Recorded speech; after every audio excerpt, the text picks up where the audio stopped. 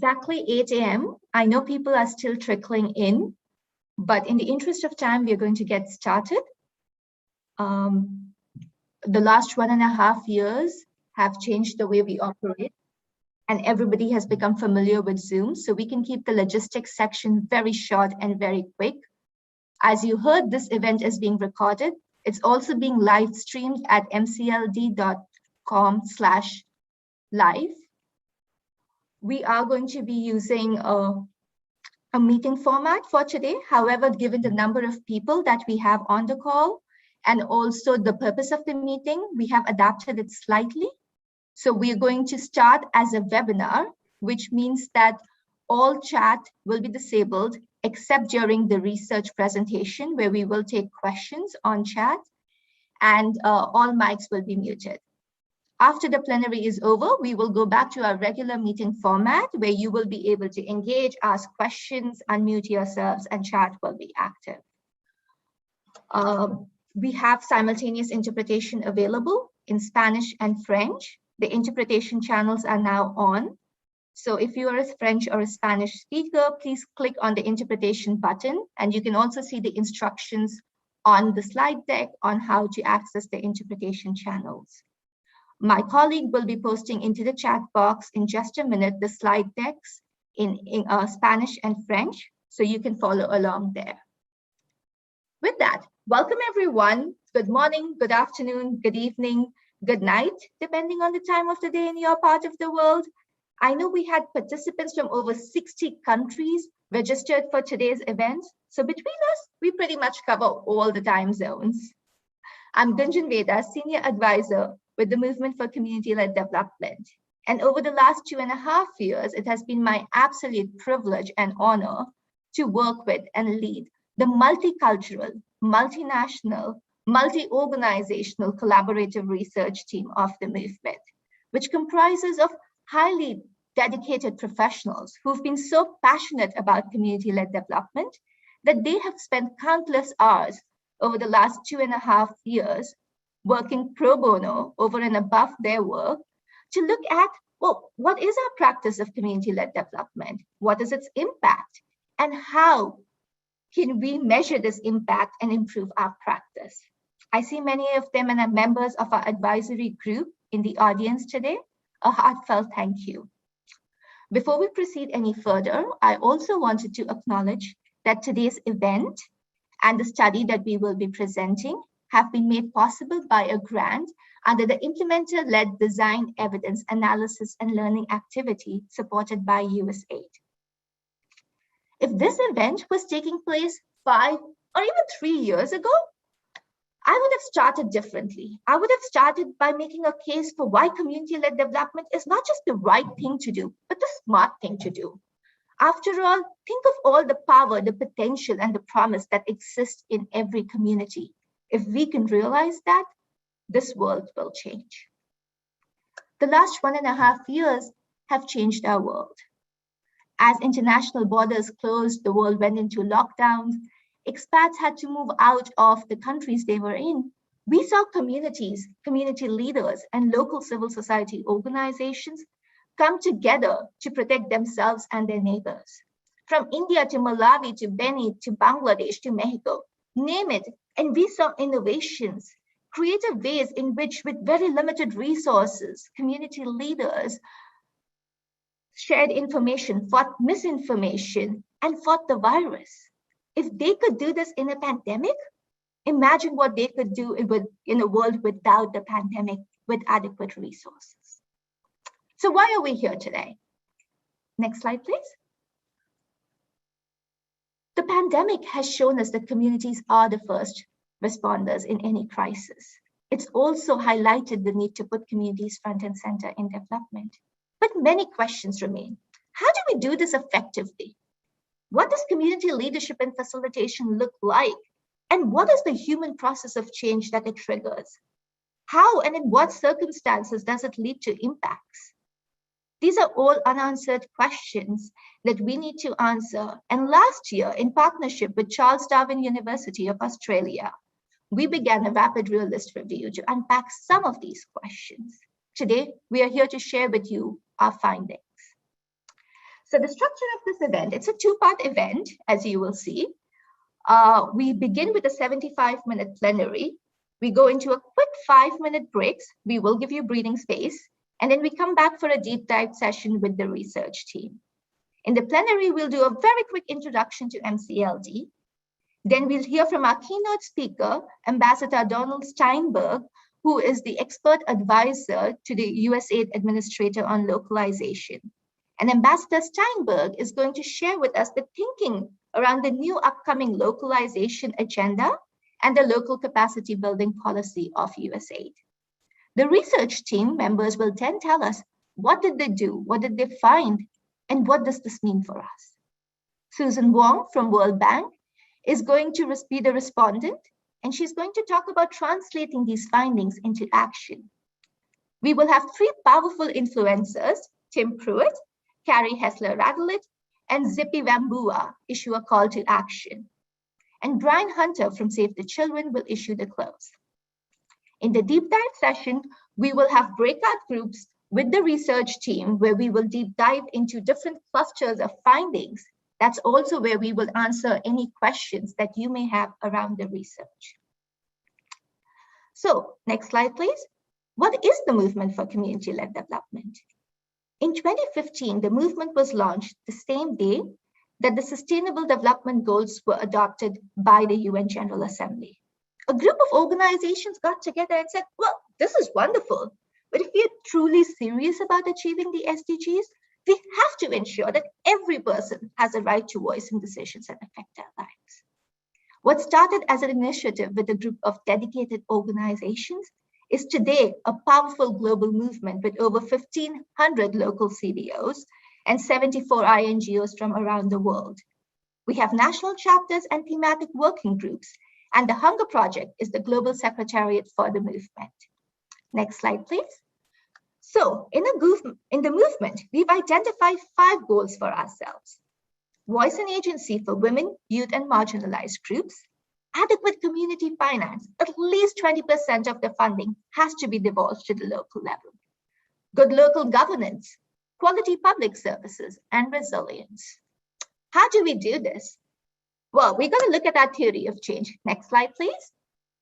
The national chapters are the heart and soul of our movement. We have 17 of them already, and more are coming up. These are groups of local organizations, national NGOs, and even international INGOs who work together to advocate for decentralization and devolution. They also facilitate healthy, productive, resilient, self-reliant communities through community-led development programming. And when these two things happen together, we see systemic change. At the Global Secretariat of the movement, we support the national chapters through capacity sharing, through making sure they have a voice, and by generating the evidence that they need to convince policymakers. Next slide. And this brings me really to our collaborative research team. In 2019, the world was still asking, does CLD deliver on its promises? In the movement, we believed that it did, but we knew that we needed evidence to prove this. We also needed to understand how do we strengthen our own work and how do we measure the impact of our work. And so 35 professionals from 23 different organizations came together to look at questions of practice and impact and to co-create tools to do so. Since then, our team has grown rapidly. And in January this year, many of you joined us when we launched a CLD assessment tool to improve the practice of CLD, a quality assessment tool to improve our evaluations, and a study of 173 programs across 65 countries. Today, we are here to share with you the findings from phase 2 of our research. But before we go into that, we have amongst us a very powerful voice and advocate for community-led development. Ambassador Donald Steinberg serves as expert advisor to the administrator of the U.S. Agency for International Development, where he focuses on expanding locally led development, aligning U.S. policies with the SDGs, and promoting diversity, equity, and inclusion. He also serves as executive director of the nonprofit Mobilizing Men as Partners for Women, Peace, and Security. Under the first Obama term, he was the deputy administrator at USAID, where he prioritized the inclusion of women, people with disabilities, LGBT persons, indigenous populations, and other marginalized groups into the development and humanitarian assistance space.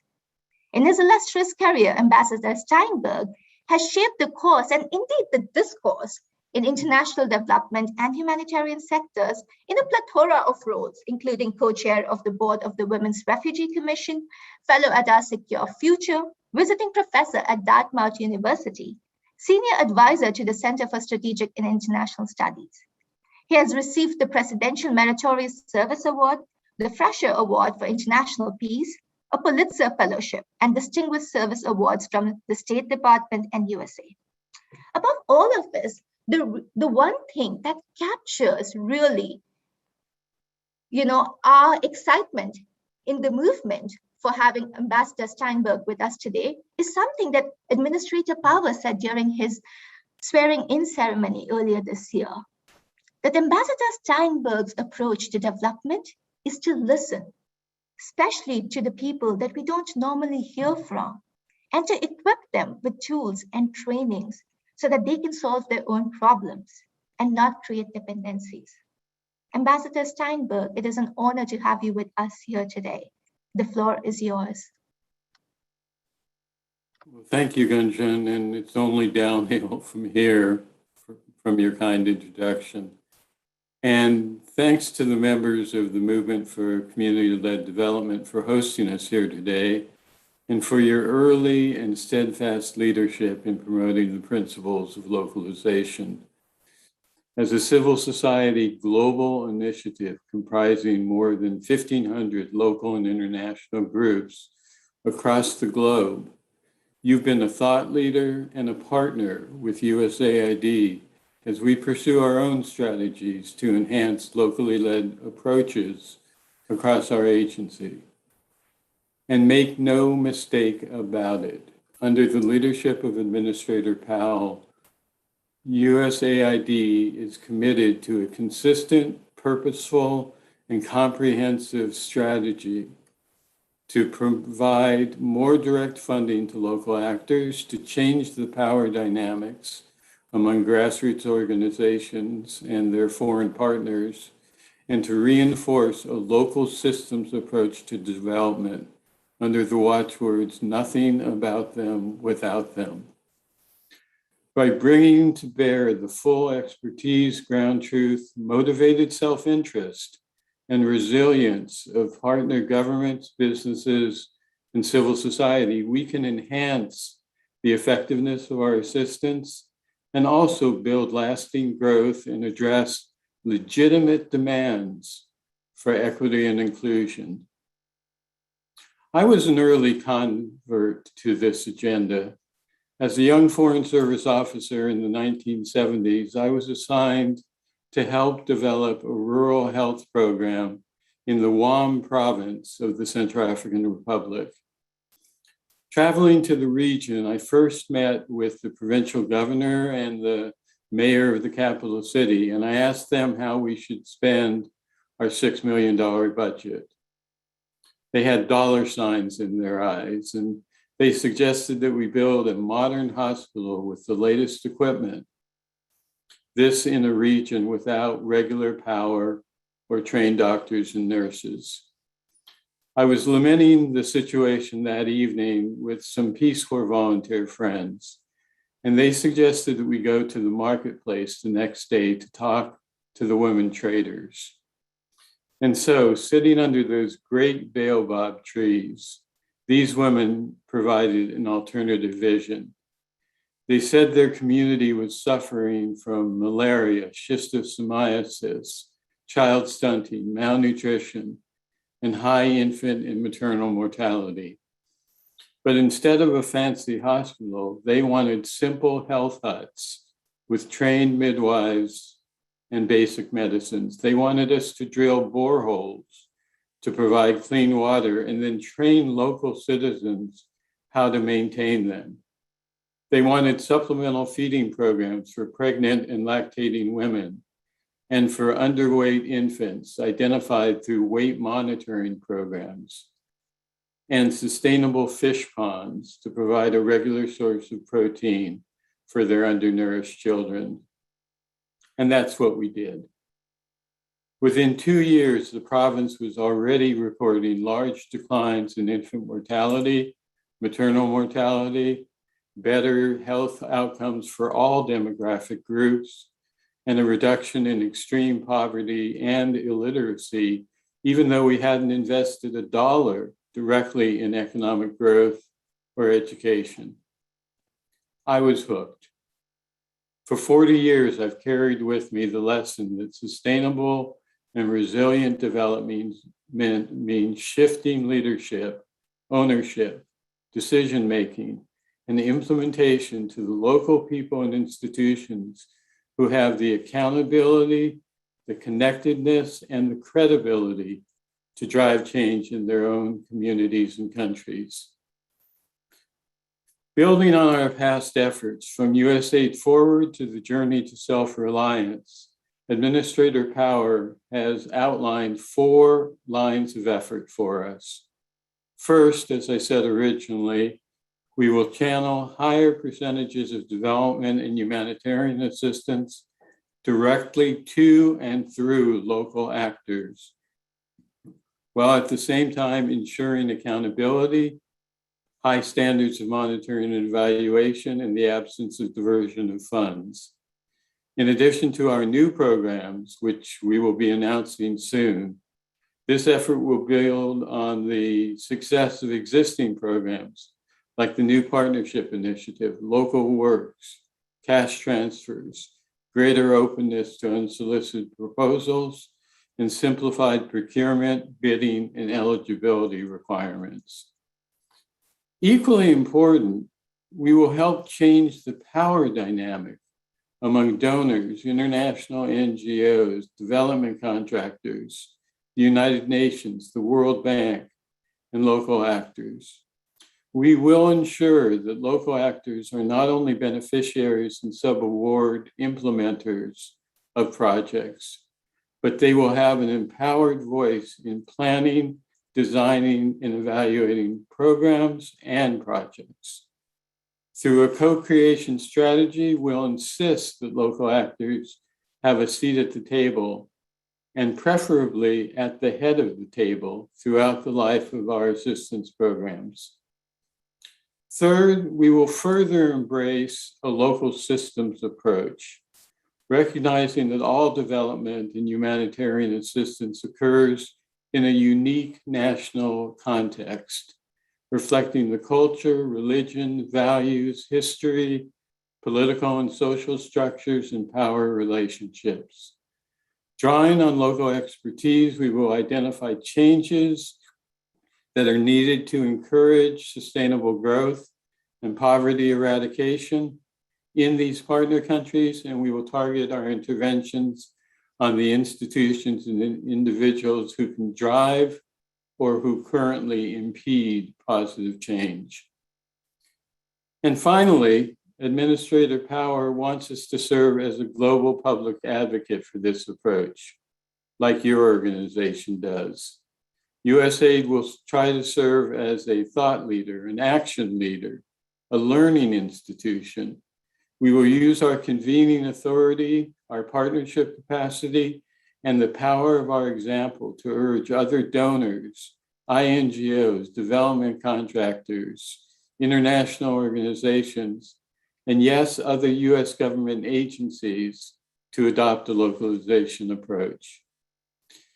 And we will apply these principles of localization not only to our normal development and humanitarian relief, but to our most pressing and toughest global challenges, including COVID response, climate change, democracy and human rights promotion, conflict resolution, anti-corruption, and diversity, equity, and inclusion.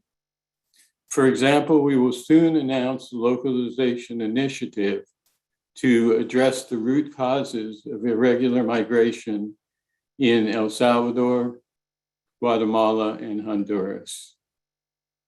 In the humanitarian space, affected communities are usually best placed to respond to disasters. USAID continues to support local and national organizations in expanding technical skills in these areas. This includes strategies that enable particularly vulnerable groups in a given disaster context, including children, adolescents, women, LGBTQI+ populations, and people with disabilities, to create and lead approaches to ensure their own safety. I can't conclude my comments without acknowledging the challenges to adopting such an approach, as reflected in the mixed results we've had over the past decade. Localization will test the agency's adaptability and its capacity for change in policies, practices, culture, regulation, and laws. It raises questions about our risk posture, the speed of disbursement, the size of pipelines, the proper role for our implementing partners in the NGO and development contracting world, and the need for greater staffing, especially related to contracting and evaluation. And that staff needs to be trained in new skills. As in the past, our ability to address these challenges depends heavily on the input, advocacy, encouragement, and engagement of you, our local partners, and particularly the members of the MCLD. Around the world, you are known as the eyes, the ears, and the conscience of our global community. And just as you're being so generous and forthcoming in sharing your knowledge, data, and experience here today as part of the collaborative research we'll unpack, we ask you to continue partnering with us as we refine our localization efforts. Finally, we hope that you will call us out if we do not adopt the model of principled inclusion and local ownership as we proceed to develop, implement, and evaluate this program itself. Congratulations again to the research teams and to the MCLD members for this milestone in evidence on locally led approaches. I'm excited to hear about the call to action. We will look forward to our continued partnership in the next phase of research, in refining localization agendas, and in supporting communities to lead. Thanks for listening. Thank you so much, Ambassador Steinberg, for this very powerful and inspiring words. All of us in the movement know that we have a friend and a champion in you and an Administrator Powell on localization and community-led development. And don't worry, we will be here every step of the way to partner, to support, and as you said, to do a little bit of course correction if we don't see things happening the way they should be happening. Thank you for your inspiration and for sharing time with us. I know that when we first approached you, your big incentive and reason for being here with us today was to speak directly to the local partners, to the local civil society organizations from all over the world. And I assure you that we are making sure that your voice will be carried to them. And we will make sure that their voice is carried back to you. Thank you. I look forward to hearing more from the local partners. And if there are comments people have, please put them in the chats and I will try to respond. Okay, sure. We can then open up the chat if you would like. Sure, we will do that. Thank you so much, Ambassador Steinberg. We appreciate that. Anna, maybe we can open up the chat then. And in the meantime, now it is my pleasure to introduce you to some members from our research team who will share with us the results of this study and the key findings from there. We have with us today Professor Jill Westorp from Charles Darwin University, Australia, who was the chief investigator for the study. From MCLD, we have Holta Trandafulli from World Vision, Matthew Cruz from Relief International, Aline Kluter from Outreach International, and Molly Wright from PACT. Volta, over to you. And can we please get the slide deck up, Deanna? Thank you. Thank you, everyone. Gunjan shared with us that there were two phases of the research, and in phase one, we looked more at what does the landscape of CLD look like, and what are the organizations doing when they say that they are doing CLD. In phase two, we looked at CLD impact. The Ideal Small Grants Program funded a project of this phase, which is called Impact of Community-Led Development on Food Security, or short, INCLUDE, which started in September 2020 in partnership with Charles Darwin University in Australia, world-renowned for its realist approaches. Ideal supported first the dissemination of our phase one tools and report in a massive launching event in January 2021. Today, they are supporting sharing, learning from this rapid realist review from INCLUDE. But before we get into the rapid realist review, we have some success stories to report. So maybe next slide.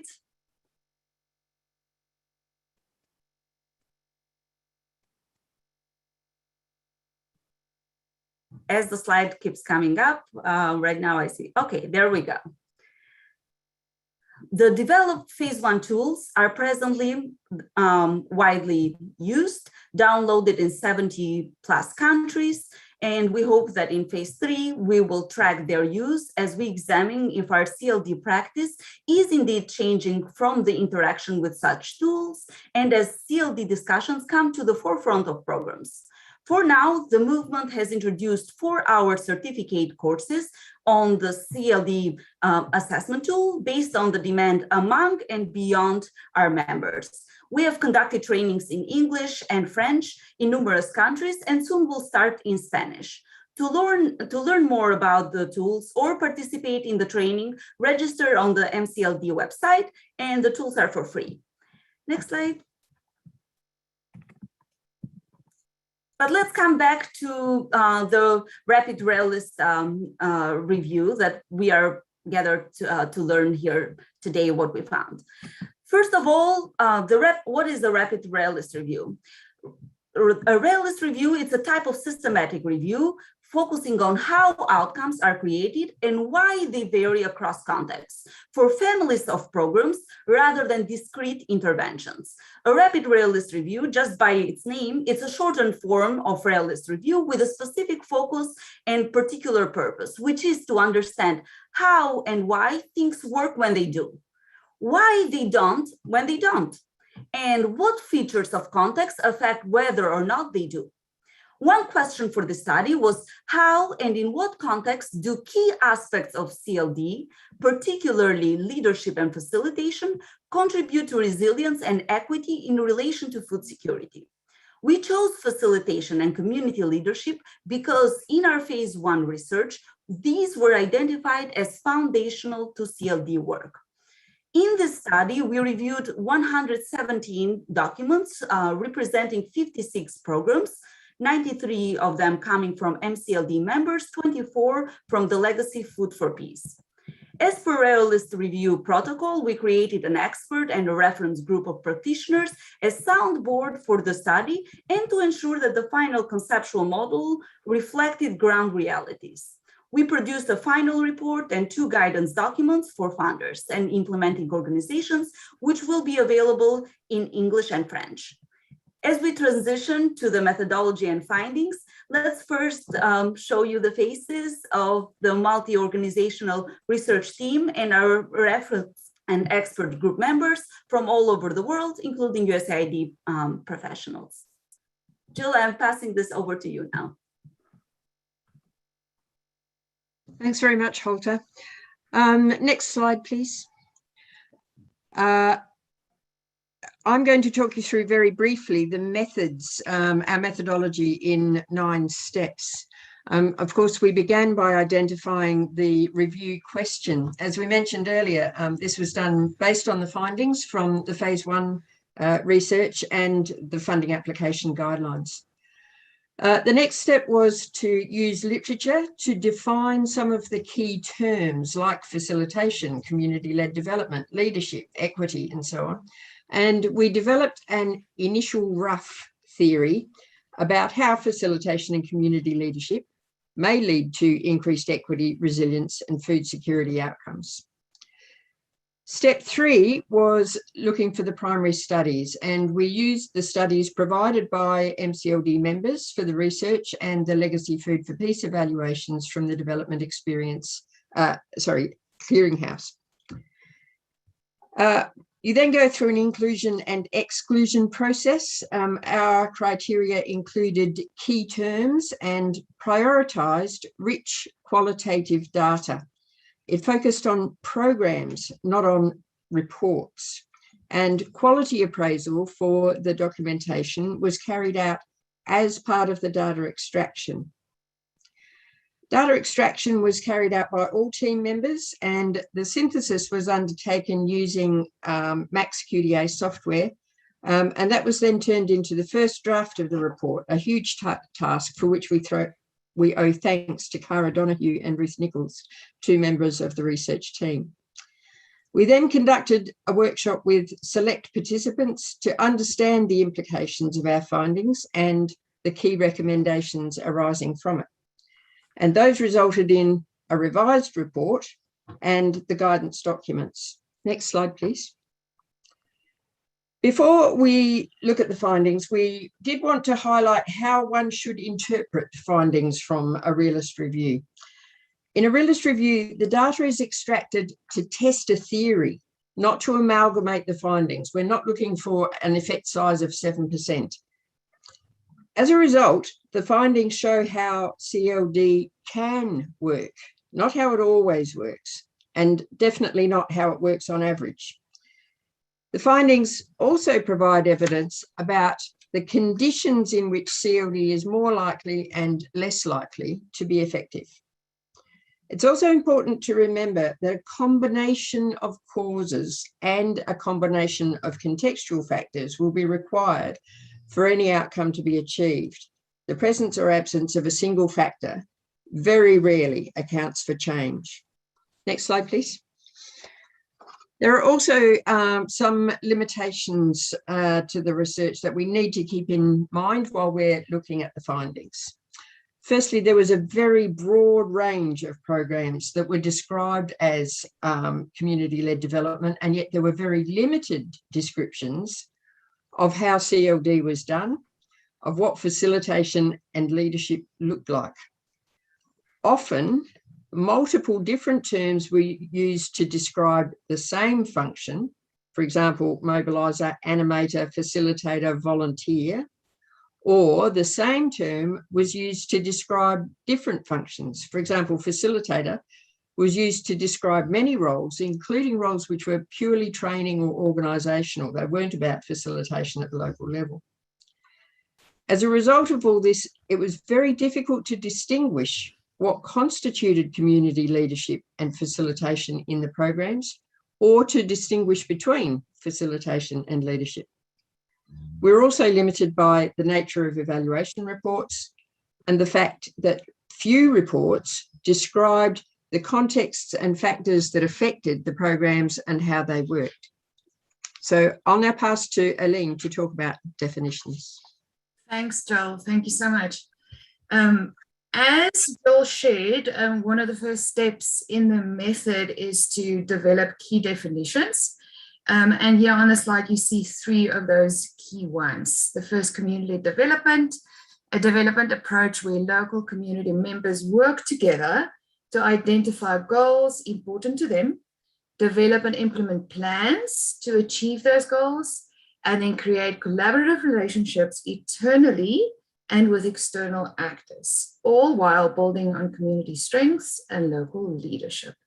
Then facilitation, defined as follows: a co-creative and adaptive process in which a facilitator enables local actors to set common goals, take ownership of these goals, build on existing strengths, and work toward achieving their goals. And then lastly, community leadership defined as or can refer to either a type of leadership by an individual from a given community or to a process by which a community exercises collective leadership at a grassroots level. Next slide, please. So what did we find? We have grouped our findings under 12 key themes listed here. And because we don't have time to delve into all of them, I'm going to quickly give you an overview of these here, and then we will delve into 3 to 4 findings before we move on to recommendations. The important thing to remember here is that all the findings refer to the literature reviewed. And as Joel mentioned earlier, it shows how CLD can work, not how it always works. Our number one finding, and no surprise there, was that context matters. We were able to identify environments that enable and limit community-led development. For example, presence of local community-based organizations and supportive governments are enablers. We will delve more into this in the subsequent slides. Second, much of our current work, at least as described in the reports, falls short of CLD practice.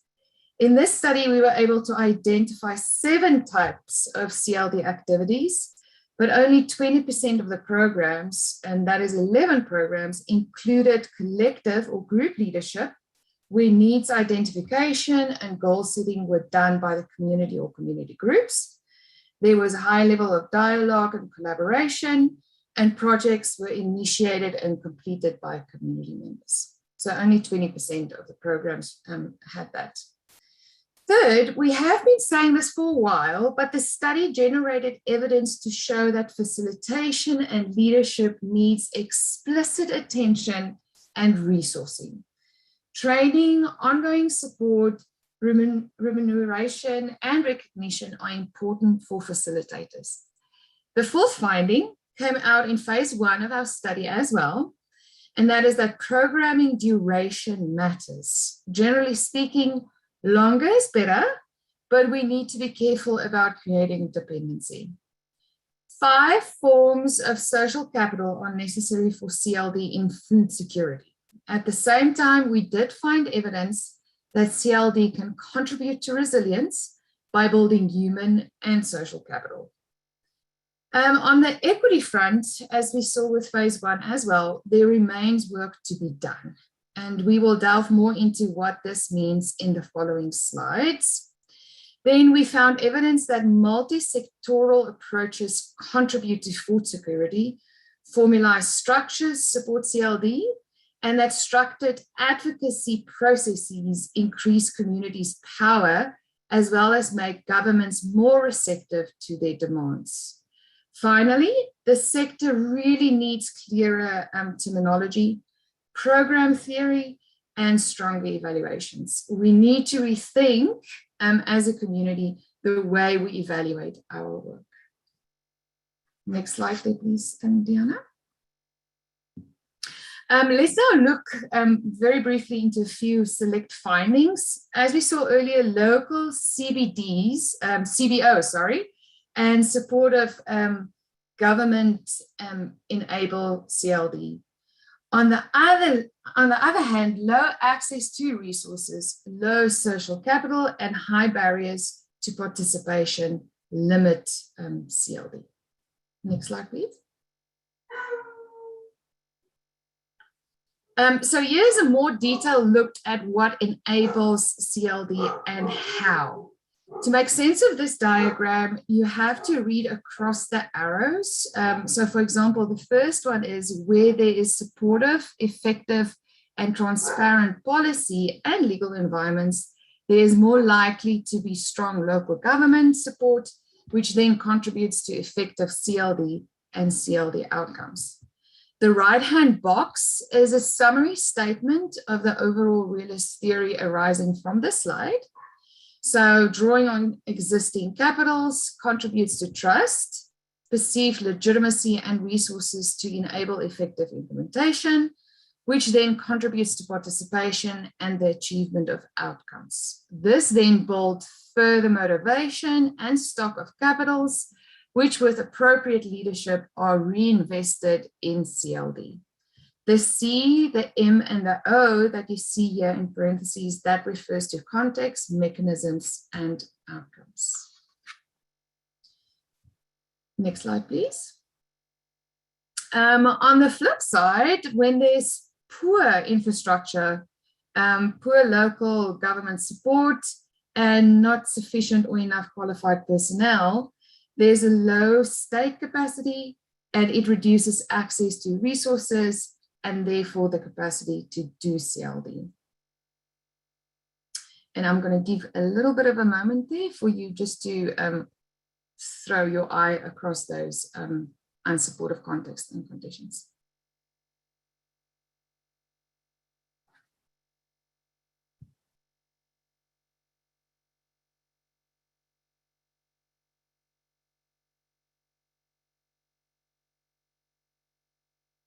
Okay, and then I'm going to pass it on to you, Matt. Great. Next slide, please. So for key finding 4 regarding program design and implementation, we found that while quick wins can improve community motivation because you can see fast, immediate results and people are initially inspired to continue to participate, these activities were not seen to be sustainable. We also saw that short-term programs are less likely to contribute to attitudinal shifts and behavioral shifts, and that locations that are far away from the center of the programmatic activity benefit less from implementation. So what we found is collaboration with local CBOs, other local NGOs, and government entities were seen to be effective in sustainability, but it does require investment. We also saw evidence to suggest that projects that build and focus on human and social capital, so we're looking at capacity building, empowerment programming, social capital cohesion programs, self-help groups, these were much more likely to lead to community-led and collective outcomes than infrastructure projects. But we still need to dig a bit deeper into this. Next slide. So another important finding is that we need to build equity within our CLD work. So even though a lot of our programs mention marginalized populations, most often we focus and we found reporting and evidence only with respect to women and youth. And even within that, we found that the majority treated women and youth as a homogeneous group, which we all know is not true. There are many subpopulations within those categories. So this is something that we've seen in our broader study. And part of it is just how we need to do CLD and how it relies on investments and time and resources from and with communities. And that's striking because the most vulnerable within these already vulnerable groups are often the most time and resource poor. So what the review revealed was that the ongoing barriers to participation included illiteracy, cultural barriers, teenage pregnancy, and migration, just to name some of the larger ones. On the flip side, positively, where laws and policies were supportive, where gender equity was already being actively pursued, and where skilled facilitation challenged this existing gender inequality, women in particular were seen to develop greater confidence and voice and were more included in decision making. Next slide. So here's an example of an example program theory regarding increased equity for women. So women can further develop confidence and voice, and women's voices are included in decision making. Women develop a wider range of roles, both at home and in the community, including increased capacity to earn and to also control and decide income and spending. So this generally happens where laws and policies, again, require equitable inclusion, capacity development on these laws and policies with both men and women, and where women undergo capacity strengthening to participate in group activities that they've been traditionally excluded from. And then again, where there's skilled facilitation to challenge power inequities. However, this will not happen where gender equity is seen as an imposed norm from outside, and where cultural norms preclude or exclude women from speaking in front of men, and especially where marginalized women with who are already marginalized are not included in the conversation. Next slide, please. So we already know that there are existing social and other forms of capital, and it can be and it has been seen as an enabling condition for CLD. But the review revealed that CLD can increase resilience by developing capacities, social capital, and social cohesion, and developing a self-reliance mindset, as the ambassador noted. So let's see what this means, and we'll go through two more examples. So an example of self-reliance. So there is a mindset shift. Community-led collective action and common goals increase collective efficacy, a passion for change, and continuous learning. This can then lead to an increase in self-reliance. And local leaders must be there to catalyze and to continue community participation. This happens where organizations follow a strengths-based approach, where the group structures are inclusive, they're not captured by elite or select groups of people, and that there is an existing solidarity and social capital already on the ground that can enable and improve the process. The limiting factors to this, of course, are corruption, again, captured by elite organizations or groups within the community, inequitable participation, and failure of implementation. Next slide. So lastly, let's look at an example for social cohesion. We found evidence that collaboration on a common cause and or on common spaces for positive interaction leads to bonding, bridging, and improved linkages within and linking social capital with each other. This increased capital and social cohesion, it increases access to resources and support, which increases community resilience. However, this is again limited in contexts where there is social pressure of people to participate out of a fear of retribution. The outcomes are less likely to be sustained. The increase in resilience is also limited by exclusion and inaccessibility resulting from distance to program implementation or sustained poverty. And so with those examples, I will turn it back to Jill for further findings.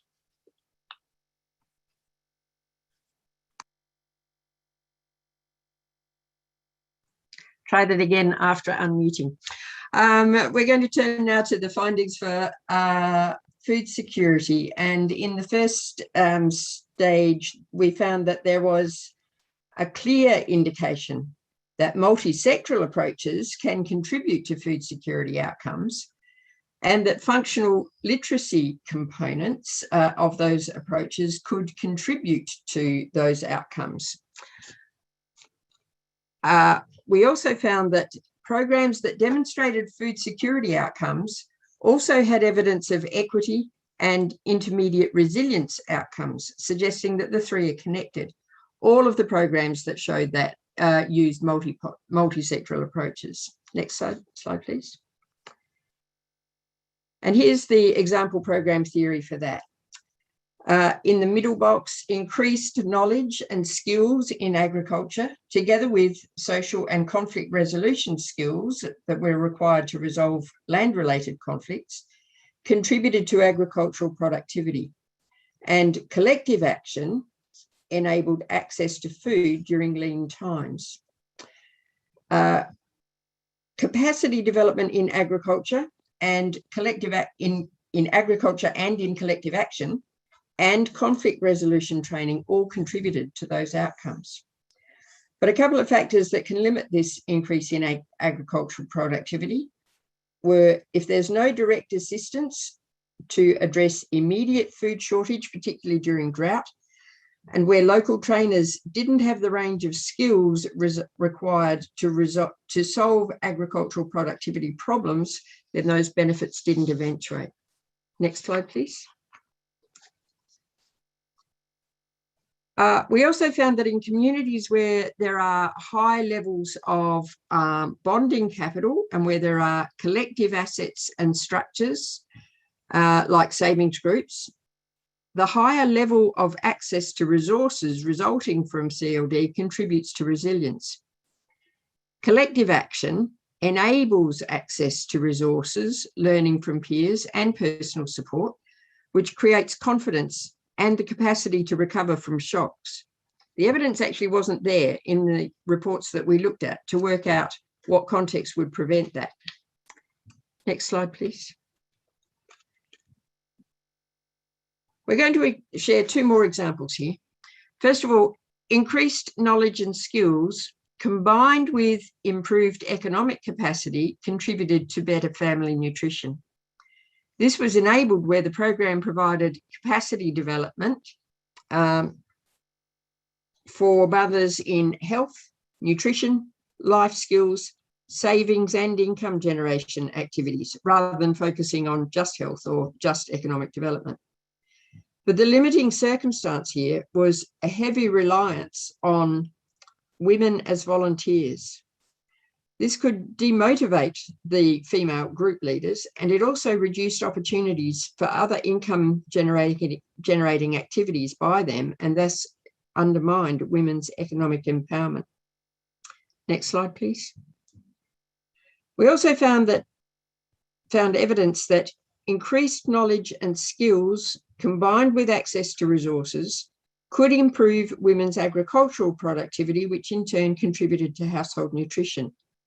However, this was undermined by illiteracy and was more limited for the poorest households. And at that point, I'll hand on.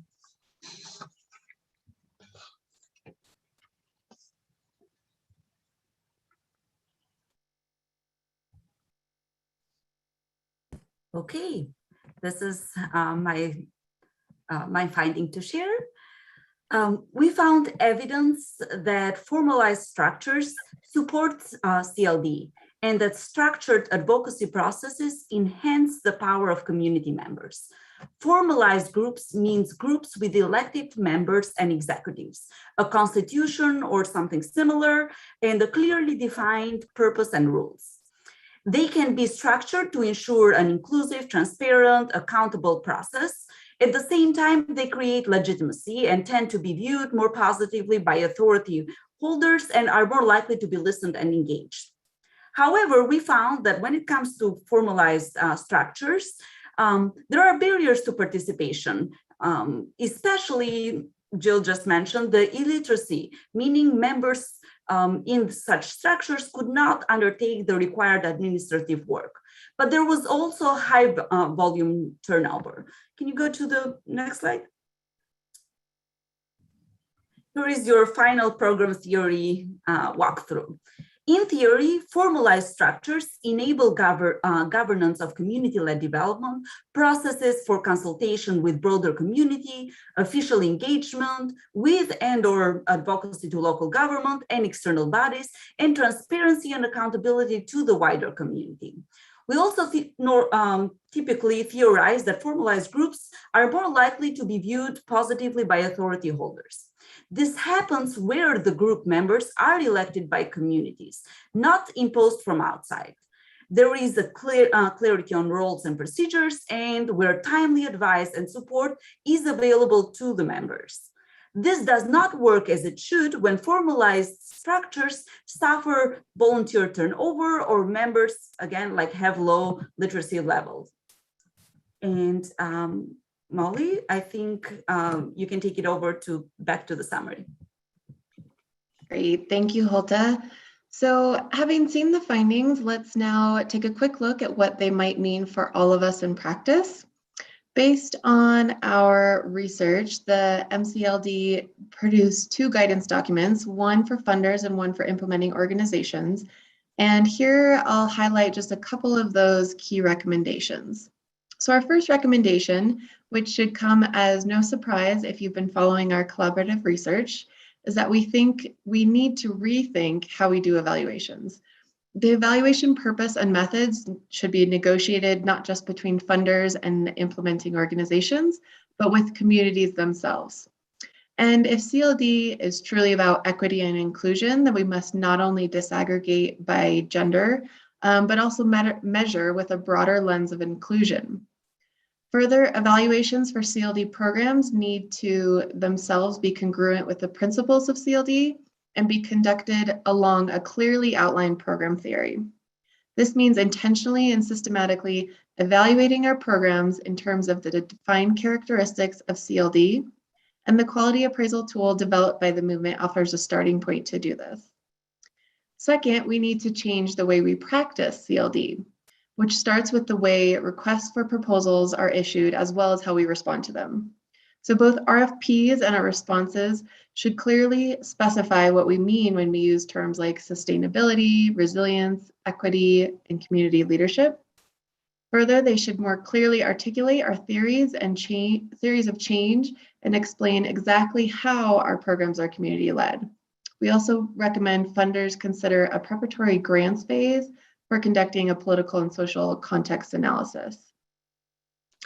Third, we heard how formalization of CLD structures strengthens CLD, so our grants and our programs need to actively plan for and build this into our work.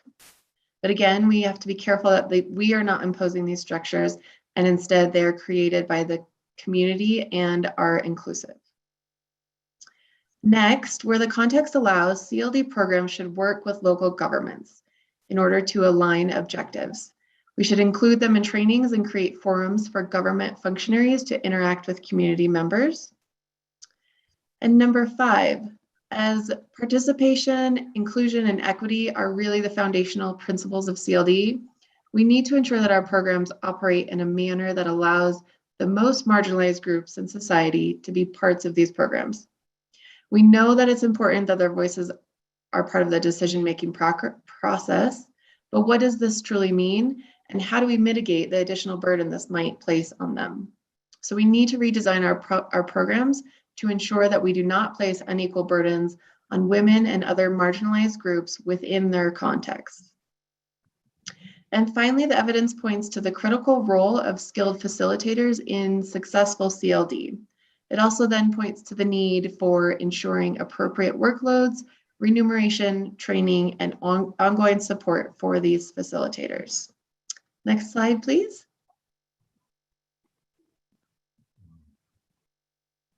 Okay, so to learn more about this research, you can reach out to Gunjan Vida or visit the MCLD website where you can download the guidance documents in both English and in French. Over to you, Gunjan. Thank you so much to the research team. I know it was very difficult to capture in a few minutes everything that we did over the course of the last year, but thank you for that comprehensive summary. And now it is my absolute pleasure to introduce you to the person who really seeded the idea behind this research. Susan Wong is the global lead for community-driven development and for sustainability and standards at the World Bank. Her specialties are in the areas of CDD and local governance, social risk management, monitoring and evaluation, and operations. More importantly, she has been a friend of the movement since its inception. And in 2018, it was Susan who said to us, well, you all do the CLD programming all over the world. Have you ever looked at your evaluation reports to really begin to unpack the impact? And that's where we started off. Susan, over to you. Hi, thank you very much, everybody. And first of all, thank you very much to John and Gunjan for inviting me to speak at this exciting event today. I mean, little did I know 2 years ago when I met with John and then Gunjan for an informal coffee, they take me seriously, and it's kind of scary that they did to launch this exciting program of learning. But I'm glad they did take me seriously over a formal chat. We'll have to have more coffees in the future as more ideas will be sparked that way. Let me first start by saying that it was really inspiring to hear from Ambassador Steinberg, his personal commitment to the localization and community-led work. USAID has obviously been a leader in international development, and we here at the World Bank really look forward to continuing to partner with the US government in all these efforts. Let me also congratulate Gunjan, John, Hota, Jill, Elaine, Matt, Holly, and the entire research team for their impressive work. I looked through the research this week. It was really exciting, really a lot of threads to pull later on. This work could not have come at a better time, I think, when we in the international development community need to really multiply our efforts to tackle climate change, the COVID pandemic, growing forced displacement, and other challenges in achieving green, resilient, and inclusive development. So really, we should ask ourselves now, is it really business as usual moving forward? Or do we charter a new path going ahead? And whichever path we choose, I think we strongly believe that putting people and communities at the center is vital for more sustainable, inclusive development. So the World Bank is a major funder of community-led development operations, or what we refer to as community-driven development programs. I'm pleased to say that the current active portfolio of CDD operations supported by the World Bank is growing annually. It's composed of about 374 projects in 93 countries around the world, and it's valued at approximately $42 billion in bank financing.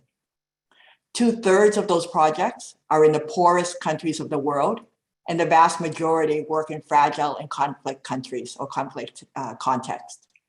So we view the CDD approach as a holistic partnership between governments, communities, NGOs, such as those online, and in many cases, we're working together with the private sector.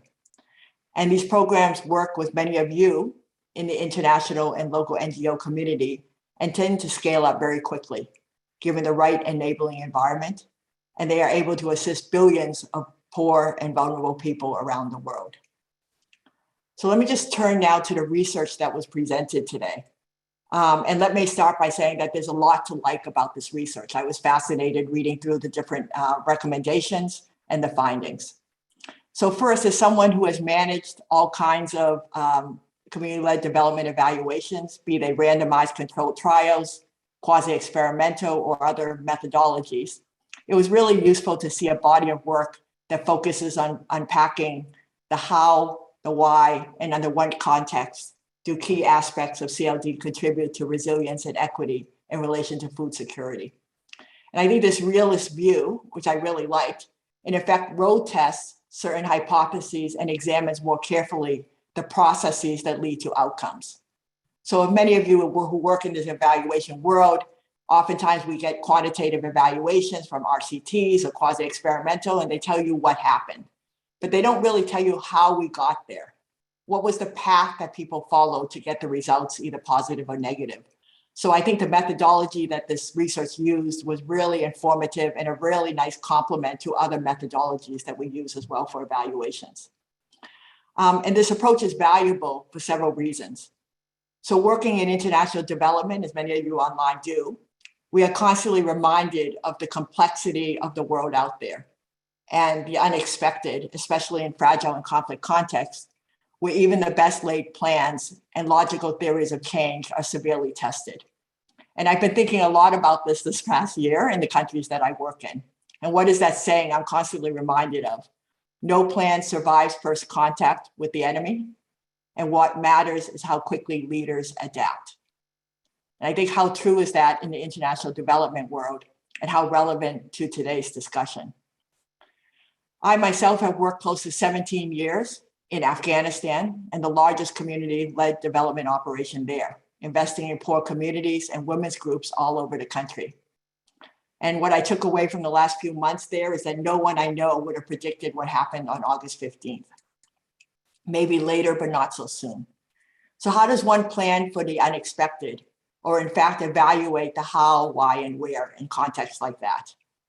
And furthermore, what is called best practice in some country contexts may not necessarily work in other settings. So a lot of the real learning happens in unpacking how we get from here to there and the processes as to how we get to the outcomes we are seeking. So I think that's what the research team has tried to do with this body of work. I agree with all 12 findings and the recommendations. I think they have resonance, and I've seen snapshots of these findings in World Bank supported operations as well. For example, the partnership with national and local governments is critical for CLD interventions to succeed. The importance of investing in grassroots leadership and facilitation to strengthen social capital and social resilience is just as important for sustainable development as building a road or providing clean water.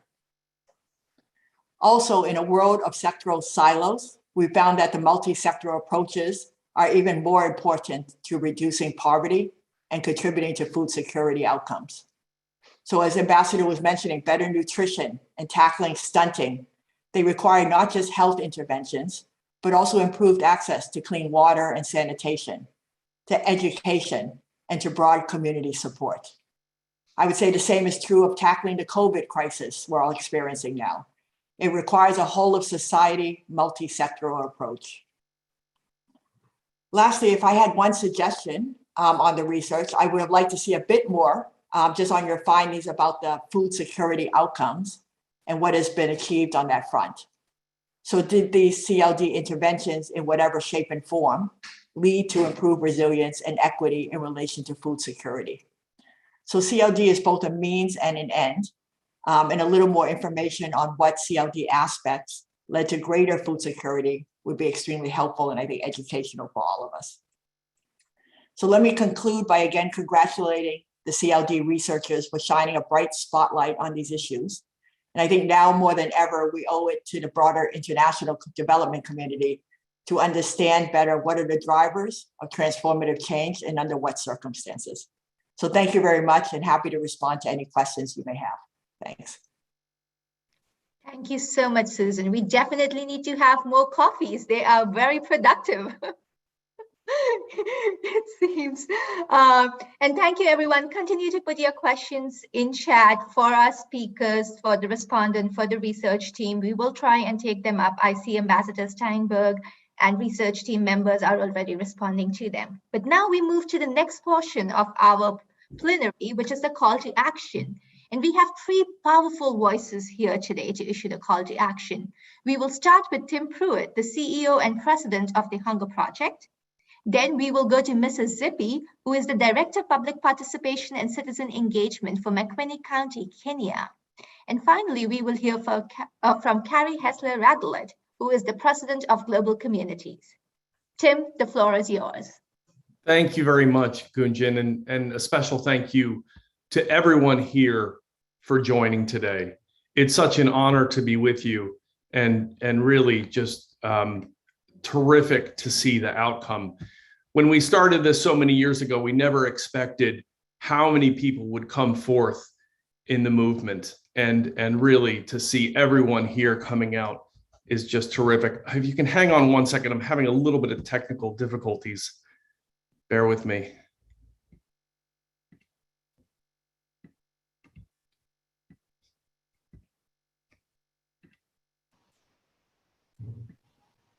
You're good. I'm sorry, can we go to another speaker and then I'll circle back? I'm having a little technical difficulties on my side. Absolutely, no worries. It was Thanks bound for to your help. happen. Every call needs to, Thanks for that. Appreciate it. Thank you, Tim. Zippy, can we move over to you first?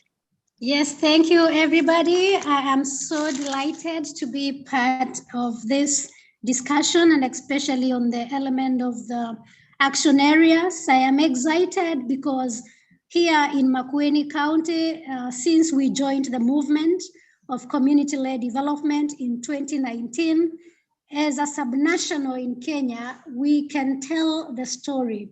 We are able to learn and we are able to see what is happening, and joining this platform for the movement of community-led development has been an area of helping us learn more, gain new knowledge, and continue strengthening the movement at the subnational level. I'll be speaking specifically on the role of governments and informed by the experience of Makueni County, a little county among the 47 counties of Kenya, and anticipating to see all the 47 counties of Kenya go this direction. The reason is because we are convinced beyond doubt that the new Constitution of Kenya 2010 providing for devolution, and not just devolution structurally in terms of administrative units, but also fiscal decentralization, as well as devolution of powers to communities to be able to manage their own development. That is very clear in the Constitution of Kenya. And it is in that basis that we are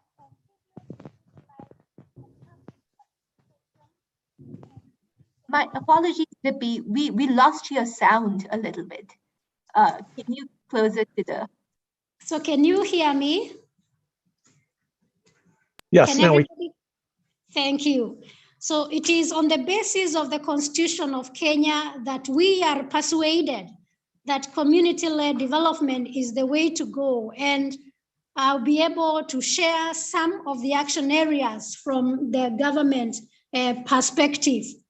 One is that it is about not just community-led development, but it is about sustainable community-led development. It means that we need continuous technical leadership, support in terms of government support to the communities, providing technical assistance, continuous animation of the CLD model, continuous modeling and coaching of communities, and overall oversight of the communities as they undertake community-led development. Point number 2 is that CLD requires formalized structures, and that has been very clear in the research. We are torn between two things. The local communities, CLD is empowering the local communities, and also are already organized communities in terms of civil society.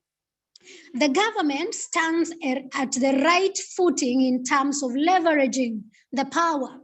Whose power is it? Is it empowering the local community? Is it empowering the old, all around briefcase civil society that has been here and that has been used to writing good proposals and getting funding? And there's that element of leveraging, and through formal structures that are perpetual in nature, which can be oversighted, supported by the county governments and subnationals across the globe, would be an area of action that would deepen the participation and the community action implementation strategies. Number 3 is that governments exist to create suitable environment in terms of policy, in terms of legislation. One of the speakers spoke about simplified procurement. In Kenya right now, the current procurement law has now, 2020 has now provided for community-based procurement methodologies. And this is the way to go, and giving government opportunities to backstop these communities, to backstop these community-based organizations, and provide the support that is required. Here is where the rubber meets the road. Co-creation, the ability for the public servants to experience the mindset change and understand, articulate that there is delegated power to community, and therefore that delegated power requires to be provided. Therefore, it requires on the government side the unlearning and the understanding that community members also have a role and they are the sole drivers of their development. Meaning, therefore, governments have to unlearn the historical technical approach of service delivery.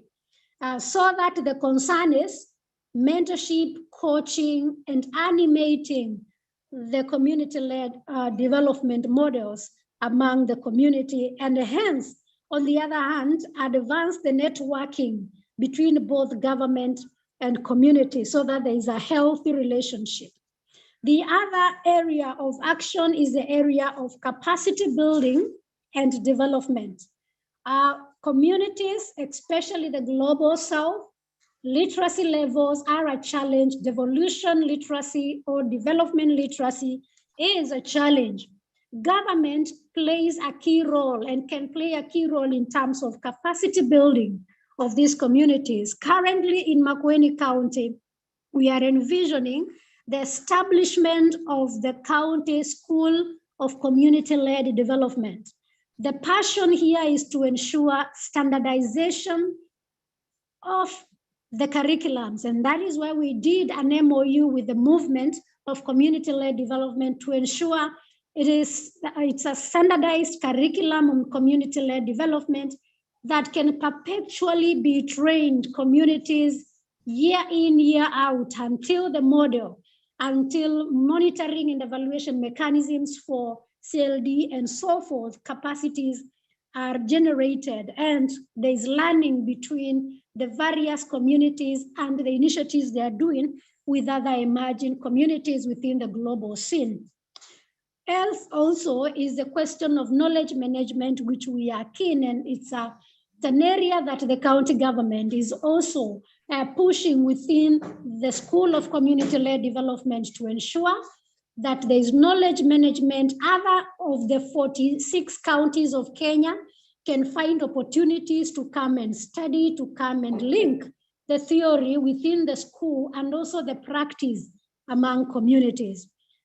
This year alone, we have been able to provide small grants to communities that are performing better in the community-led development interventions. One of the key things is the understanding of what Mahatma Gandhi said many years ago, when he said it is until every village becomes a republic, independent of its neighbors, for its own vital ones, that it has its own roads, it can provide its own water, it can develop its own crops and has food sovereignty. There can be playgrounds for the children by the people and for the people. It is until that period of time when our villages become own republics that are governed by the people themselves. And that is the motto here in Makueni County, that we stand strategically to midwife, to capacity build, and to model the CLD model in a manner that our communities are able to catch up, are able to drive the agenda on their own. And lastly, therefore, is that we have a responsibility. Government has a responsibility in terms of policy, in terms of capacity, in terms of mediating even conflicts among communities and disagreements among communities, and even to facilitate communities in setting up their priorities. Here in Makueni County, we have integrated what we call community action planning. That is an area that governments, national and subnational, should be able to be at the frontier in assisting communities to develop, to come up with the visions, to come up with objectives and locally owned visions that help them model the future that they desire and slowly begin to work towards the objectives of meeting the future that they desire. And lastly, therefore, is that local governments should be advocates of the model. It is until governments begin to unlearn and begin to agree that this is the way to go, that they begin to be advocates of this publicly. When governments admit publicly, like Makueni County has done, then it begins being a creative idea. It begins being an idea integrated within the local context. And that means when governments are committed and they're advocating, it also means that they are able to even provide the grants that are required. They are able to monitor, they are able to assist the communities where necessary. We have been able to learn from various governments across the globe, which has informed the Makueni model. And one is the Panchayat Raj in India. And the other is the Community Development Committees of South Africa. And the other is the participatory budgeting in Port Allegro. giving and delegating powers to communities is the thing. The policies, government legislations should demonstrate the delegation, and the delegation should be midwifed until it is successful. The current procurement law in Kenya is a big example, and we are excited to see what can happen. I therefore urge that in this movement, we begin to dream about the role of the governments. Governments are important in the MCLD. The sustainability of MCLD is even in creating the portion for governments to be able to demonstrate the animation among the communities and so forth. Thank you very much. Thank you so much, Zippy, for your inspiring words and highlighting the importance of governments joining the movement. Tim, can we move over to you? And apologies, everyone. I know we are running behind time, but I'm sure you know how rich the content of our discussions have been and would not mind staying back with us for a few minutes longer. Thank you for your patience. Tim, over to you. Thanks, Gunjan, and thanks everyone for patience. And Zippy, thanks for stepping in with your beautiful, inspiring words there, calling for more village republics. And a very special thank you also to our IDEAL Consortium and to USAID for believing in the work and for joining together in shared strength. As we heard from Susan and Ambassador Steinberg, it's really an exciting time for community-led development. And its time has come. I don't need to tell this group that community-led development is a powerful concept. At its core, it's the belief that communities themselves should be in charge of their lives and that communities hold the power for transformative change.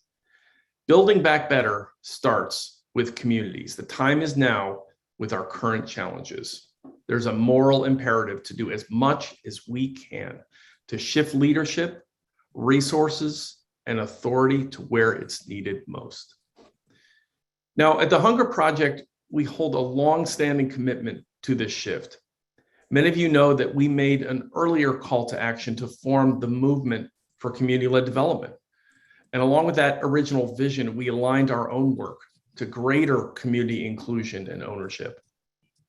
We're in the processing of amplifying this shift once again with our upcoming 5-year strategy and continued secretarial support to the movement. And the movement is where we come together to endorse the idea, to advance it, to help others see what we see. And today, we are all here to call for action once again. 2 ways to take action are to encourage others to join the movement, of course, including joining national chapters, and also to use these research findings to have an even greater impact on our world. Now, the findings are significant. With this phase of the movement research, we go from examining the practice of community-led development to understanding what is needed to make the greatest impact. I'm personally excited about the ways to improve design, implementation, and evaluation in food security, and echo Susan's call for more research there. As you heard, this research also highlights a point about women's equity, which deserves special mention. We must ensure that community-led development activities are not adding to the burdens of rural women, and instead that community-led development remains a force of good for all, and especially women. There's more in the findings, much more, as you know, and I really encourage you all to explore the detail, find what's most meaningful for you. And once you do, please don't be quiet about it. Spread the news, encourage others to join in. Community-led development has such potential impact to make, and we need all of you to expand this further, this simple and powerful ideal. Thanks for being here with us today. Let's take action. Ultimately, for the ideal we're all working towards, communities in charge of their own development. Thank you. Thank you so much, Tim. And as Tim said, let's not be quiet about community-led development. Carrie, over to you. Thank you so much. What an incredible event. And I really want to thank the MCLD team for bringing us all together. And really a special thanks to our extraordinary speakers. We have heard from Ambassador Steinberg and Dr. Wong about how locally led development is a core priority of USAID and World Bank, and how prominently they will feature in future partnership opportunities with these large development funders. I know I'm taking special note of that. They spoke of the importance of designing programs in consultation with communities guided by their ideas and perspectives. And they spoke about the importance of changing power dynamics and how local actors must not just have a seat at the table, but rather sit at the head of the table. They talked about the importance of taking a systems approach that reflects the context of the work, and that will enable the importance of equipping leaders, especially local leaders, with the evidence that will support their leadership and give them the skills to leading rapidly evolving multi-sectoral initiatives that will lead to real change. Both of those leaders have made bold commitments to prioritizing and promoting community-led development, recognizing its importance as a scalable approach for communities to chart their own pathways towards resilience and ensure the sustainability of their development outcomes. And from our fantastic research team, you've heard the evidence regarding how and in what context key aspects of community-led development, particularly leadership and facilitation, can contribute to resilience and equity in relation to food security. And you have heard how under IDEAL Include sought to strengthen our capacity, members of the Movement for Community-Led Development and other partners, to improve the design, implementation, evaluation, and effectiveness of food and nutrition security tools and activities. Their research yielded powerful recommendations to guide our action in the future. And today we have heard powerful calls for greater understanding of the evidence related to the practice of CLD for improving program design and sustainable results. We are really grateful for the strong recommendations issued by the research team and look forward to testing them further in phase 3.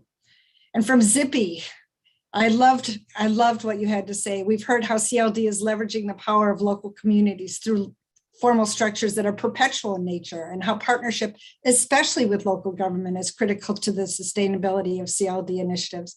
She spoke of the importance of changing procurement practices and the importance of co-creation and really truly implementing power shifts that will give community members a leading role in defining their own future, supported by strong local and national government.